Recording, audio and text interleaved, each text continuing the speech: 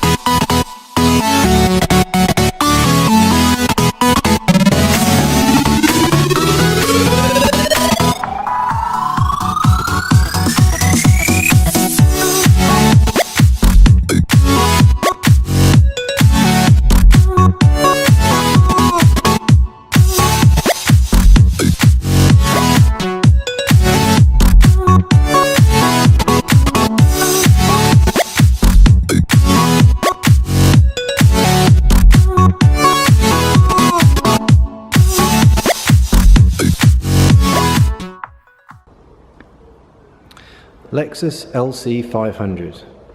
Now this I actually really like.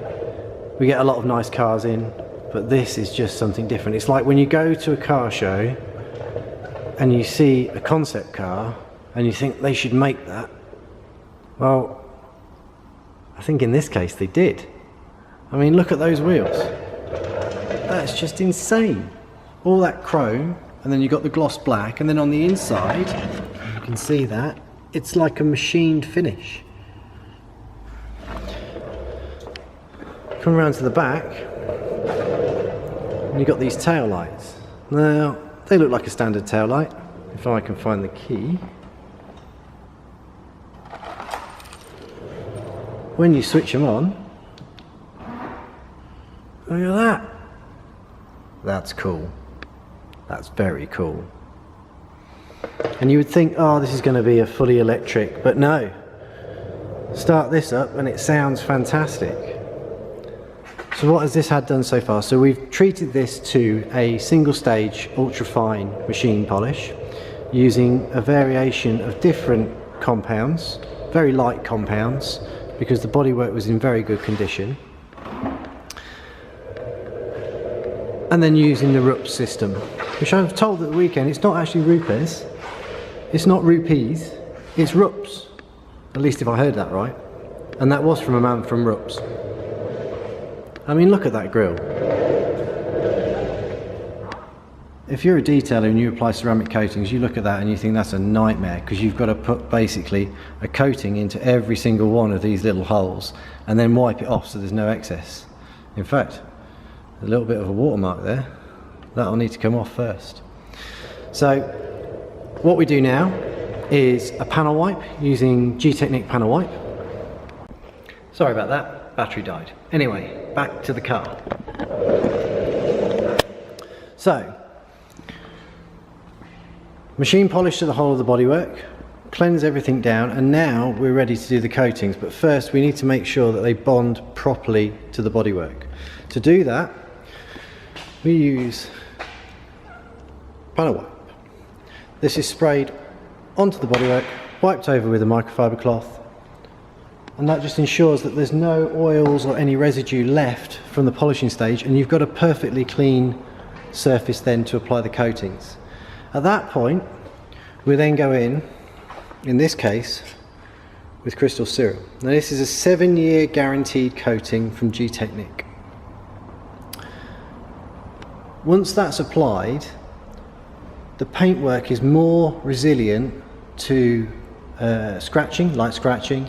It's resilient to things like bird droppings, any kind of acids or nasty things that would affect the paintwork. And then, after a little while of that curing, a few hours, we then apply another product which is called EXO. Now EXO is a top coat, a hydrophobic coating. You could apply this with nothing else. So if you wanted to protect your car and just put EXO on it, you can do. And that's the little baby there. This is EXO V3. That then gets applied over the top of the paintwork. While that's curing, and the process that we follow is we then remove the wheels and we coat each of the wheels inside the barrels, the fascias, as much as possible with C5, which is the wheel armour. Any plastics get dressed with C4, which is a plastic dressing, which also has the same sort of properties where dirt will struggle to bond and plastics will stay cleaner for longer, but most importantly it's got UV inhibitors in there, so if you've got like exterior grey plastics, they will come back to a nice black finish and they should stay like that. The glass gets coated with G1 Clear Vision. 3 coats for the windscreen, and the reason why we do that is to ensure that when the glass is all cured, it reduces the chances of windscreen wiper judder. A lot of people on the forums I've seen posting saying they don't like G1 because it causes windscreen wiper judder. If you polish this glass, apply 3 coats. First coat, 5 minutes wait. Second coat, another 5 minutes wait. Third coat, and then a 15-minute wait. See, I've only got 5 fingers, so I had to do the thick thing. So then, that will cure, and when you remove it using G2, which is the removal product, the glass beads like you've never seen before. You do 40 miles an hour, you don't even have to turn the windscreen wipers on. And when you've got a car like this, where it's got a fantastic glass roof, that water is literally just going to cascade while driving all the way down onto the glass, onto the plastics, and then the painted bodywork, and straight off. So you get this wonderful kind of slipstream effect. And in fact, I had one customer that came to me and they said that they were so distracted by watching the rain on the bonnet that they almost went into the back of another car. So if you do Gtechniq your car, you can't do the crystal serum because that's only a professional application by accredited network. But if you put something like EXO on there, C1, or the prosumer, which is crystal serum light, don't get distracted by the beading. What do we do to the interior? Well, let me show you the interior first. And this is something special. Oh, helps if you have the key, Chris.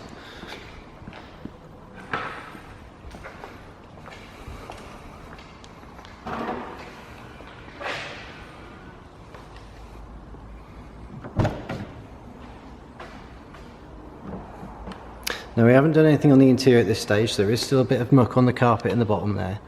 But as you can see, this is something different. I mean, when the customer said to me he's gone for blue, orange and white interior, I thought it would be terrible, but actually, from this driving position, it's actually not a bad place to be. Many computer screens, as everything seems to be going that way these days, real often. I mean, look at the stitching on the leather, and the way that this door card just like it's got these curves actually set into it. Absolutely amazing. Anyway, so what will happen is Gtechniq L1 leather guard will go onto the leather. This will get a light cleanse and then be treated. That will help it from UV cracking and fading, but it also will help to keep them clean. Because they're white seats, these are likely to be stained by jeans very, very easily, but it actually makes them easier to clean. The fabric inserts on the doors will get a product called Smart Fabric, as will the carpets and any other kind of fabric inside the vehicle. The dashboard, as it's leather, will get the leather treatment. The steering wheel will get the leather treatment. Any area of this car, because it's in for a total surface protection, will get treated. That is every single surface.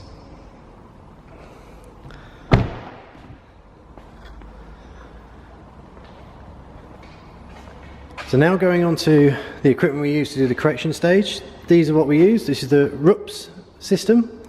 So we have the hybrid, which is fantastic, especially if you want to get down into sort of really intricate areas, sort of like here on the side of the light, which is had a light machine, or into this little gap here, because you can't get a big pad on there. It's just going to literally wobble around. You're not going to get the level of correction you want, so it needs to have this small head to fit in there and then cut across.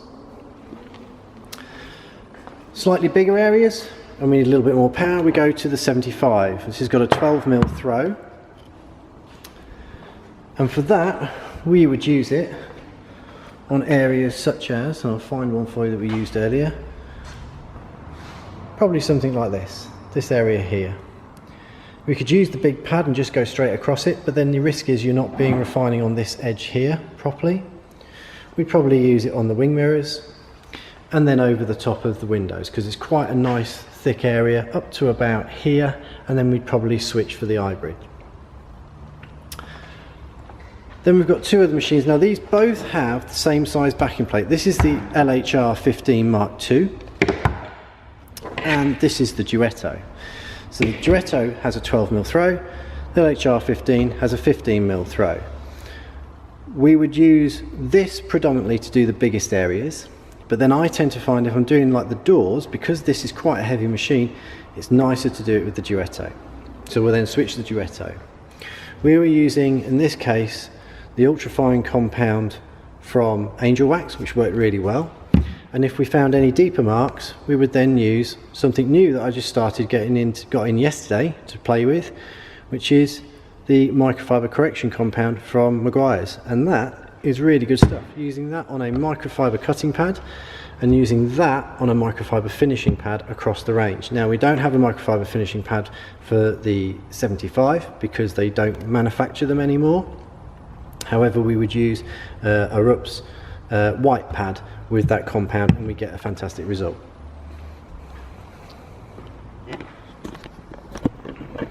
So, first vlog, it's not going to be the best vlog because it's my first vlog. However, and I've got to keep remembering looking at the lens, not at the screen, Chris. I can hear Alan in my head saying that. And then we will just build on this. I'm going to put a Q&A at the end of the YouTube video. I'll do a walk around and post a few videos and photos of the LC500 when it's all done, and maybe even a little startup video just so you can hear the sound that comes from this thing, which is pretty incredible.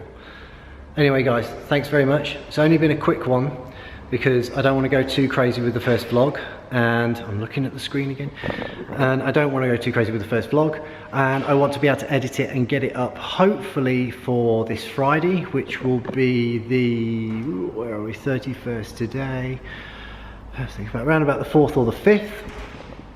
And yeah, give me your feedback. I know I say a lot and I go but that's just me. Hopefully I'll get out of doing that, but we'll see as we go along. Anyway, thanks guys, and enjoy.